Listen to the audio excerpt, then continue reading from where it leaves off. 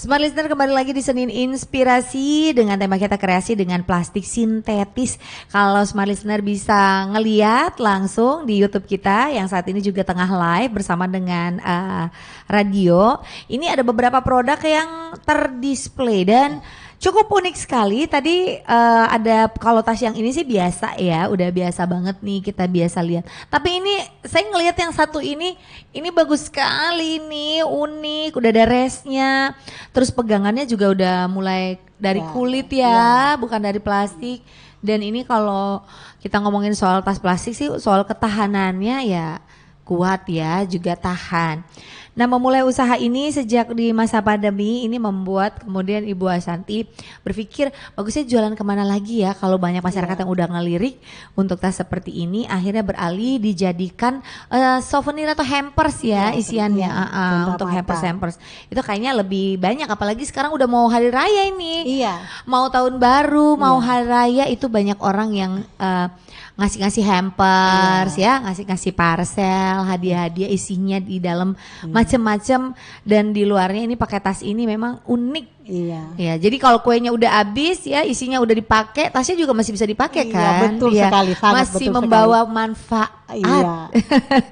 Oke, nah untuk pembuatannya sendiri, Smart Listener, tadi juga Kak Santi udah ngobrol bareng kita bahwa melibatkan kelompok tani yang ada di Maros, sehingga perekonomian juga akhirnya bisa berjalan di pengrajin ya, yang tadinya pengrajin rotan sekarang udah menjadi pengrajin plastik untuk tas. Dan sekarang ini juga di studio sudah hadir bersama dengan kita ini Mbak Septi Nolumalan, ini selaku pendamping kelompok tani. Kayaknya kalau mendampingi kelompok tani ini udah handal ya. Ya betul, ini andalnya. Oke, boleh diceritain mengenai pendampingan atau apa aja yang udah Mbak Septin lakukan terkait dengan pembuatan tas ini? Iya, awal mulanya terbentuknya ide untuk membuat tas ini berawal dari pandemi, di mana saya melihat masyarakat hanya bergantung kehidupannya dari bertani. Sementara lokasi saya ada di gunung, kebetulan di daerah Malawa. Nah, saya terinspirasi bagaimana masyarakat ini pola pikirnya terbuka, sehingga saya berpikir alangkah baiknya saya memberikan satu pekerjaan yang bisa mendatangkan hasil, walaupun saya hanya menerka-nerka apakah ini akan bisa laku di pasaran atau tidak. Nah, setelah itu awalnya ini terbuat dari plastik biasa.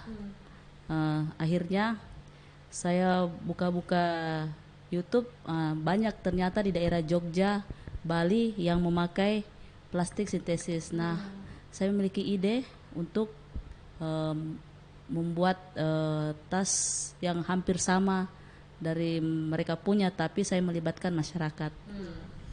Gimana ceritanya itu bisa melibatkan masyarakat, akhirnya bisa merangkul para pengrajin, Mbak Septin? Jadi begini, kebetulan Bu Septian ini kami kan sama-sama, istilahnya, jadi segala sesuatu kami koordinasi, ya, seperti itu.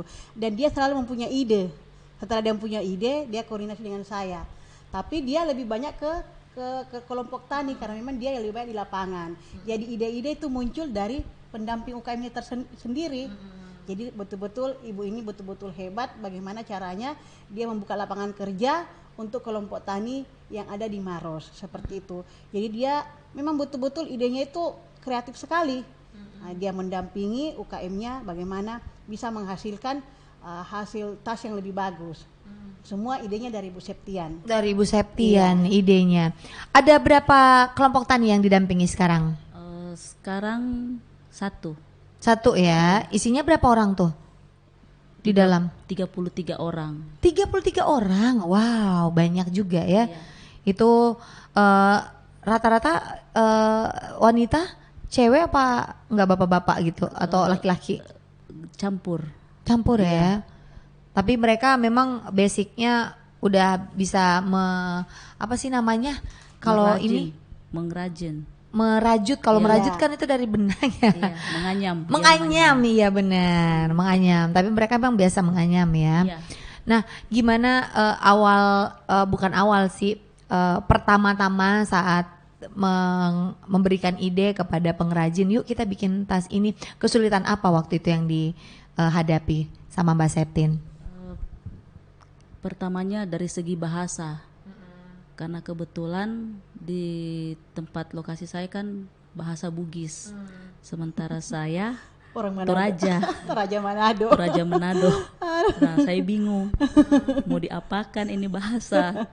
Akhirnya kebetulan ada mentor saya, itu yang membuat saya dengan masyarakat bisa berbaur, Berkomunikasi, ya. berkomunikasi.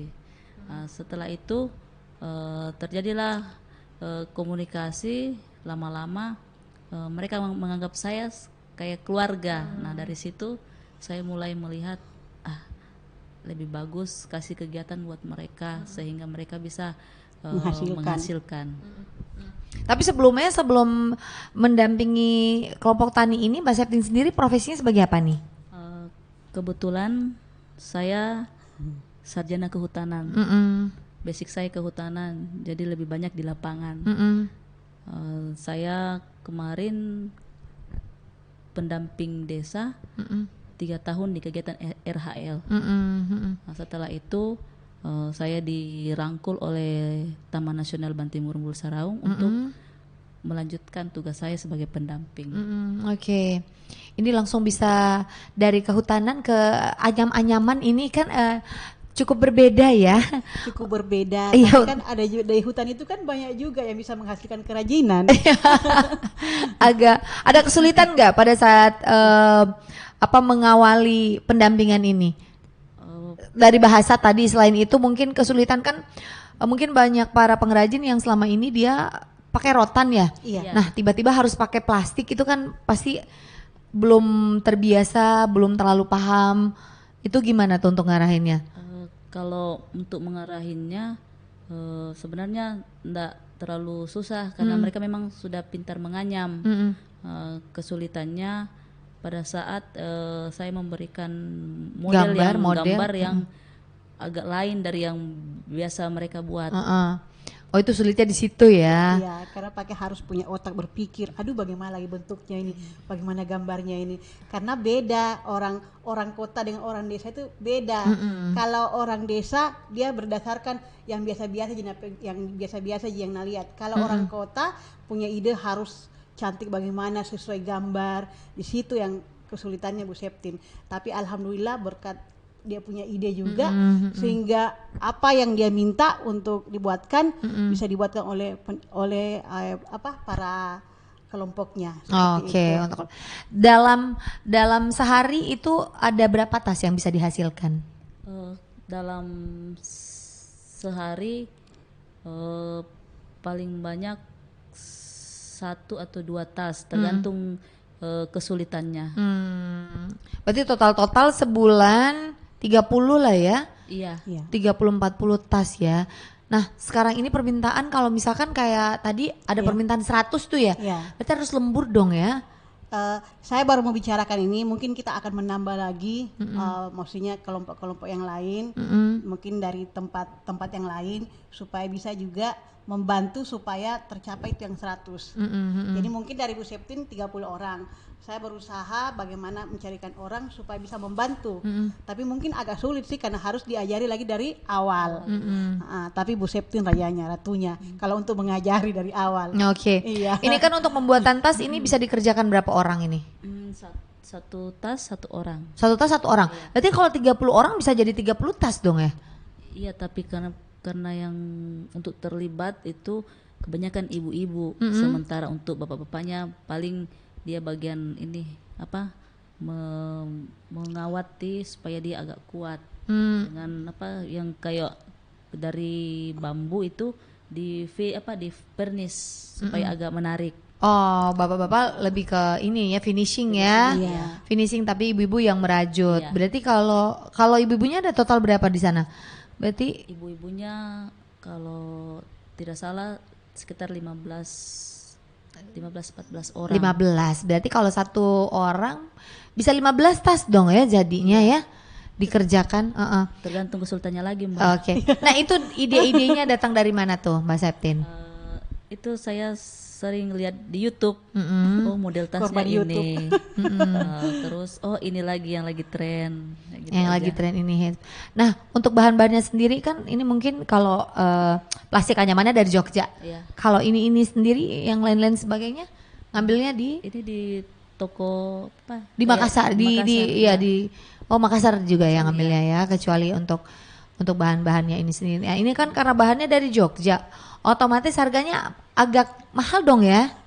Kalau di Jogja sebenarnya agak murah, cuma ongkirnya yang mahal. Iya benar. Jadi bahannya itu kalau di daerah Jawa itu saya akui agak murah, cuma ongkirnya yang mahal. Mungkin dulu-dulunya agak murah-murah ya, maksudnya termasuk murah. Tapi untuk sekarang ini kita menaikkan harga karena ongkir begitu mahal. Nah, jadi seperti itu. Ongkirnya udah mulai mahal ya. Iya sih ya. Oke, nah kalau kita ngelihat kreasinya ini Smart Listener emang cukup unik. Ini sekarang ada di tas kecil udah pakai mutiara-mutiara. Ini udah bisa dipakai pesta juga ya. Cukup unik. Ini ide dari Mbak Septin juga nih ya. Yang saya paling suka sih ini sih. Iya. Ini kayaknya kuat. Terus nih modelnya Simple. banget ya, mewah. Kalau boleh tahu berapaan sih harganya nih? Mungkin ada Smart Listener juga yang berminat untuk membeli untuk produknya. Kalau yang ini berapaan nih? Berapaan aja harganya? Kalau masalah harga saya yang menentukan. Oke. Karena saya yang memasarkan. Oke. Iya. Tapi kalau masalah modal berapa harga budgetnya biasa Bu Septin bisik-bisik ke saya. Tapi kalau untuk harga, kalau ini kami pasarkan 100.000. Kalau ini saya pasarkan 150.